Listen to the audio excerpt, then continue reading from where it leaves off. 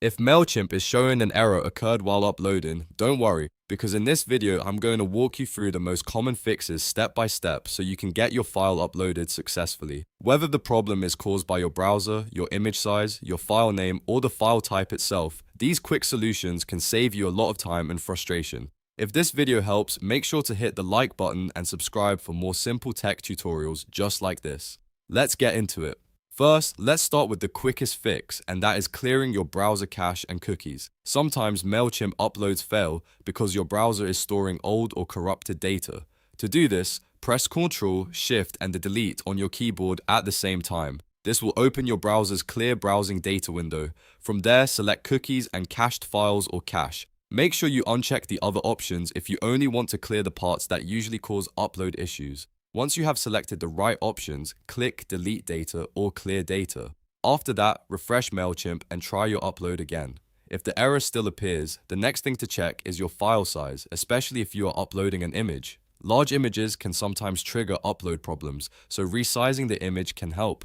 Go to iloveimg.com in your browser. Once the site loads, look for the image resize tool and upload your image there. Then reduce the size of the file until it is more manageable. After resizing, download the smaller version and upload that version into Mailchimp. This is a simple fix that often solves the issue right away, especially for email campaigns that need optimized images. Now let's talk about file names, because this is another common reason uploads fail. Mailchimp can sometimes have trouble with special characters in file names. If your file name contains spaces, symbols, or unusual characters, rename it first. Replace meanings with dashes or underscores and remove any special characters that may confuse the uploader. For example, instead of a name with brackets, ampersands, or extra punctuation, use a clean file name that is simple and easy to read. Then save the file and try uploading it again. Another important thing to check is the file format itself.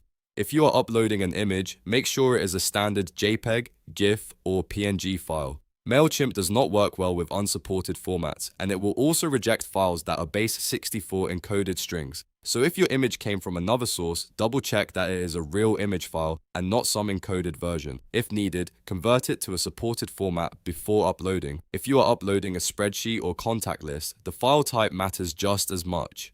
Mailchimp typically expects your file to be saved as a comma-separated value file, which is a .csv or sometimes a tab-delimited .txt file.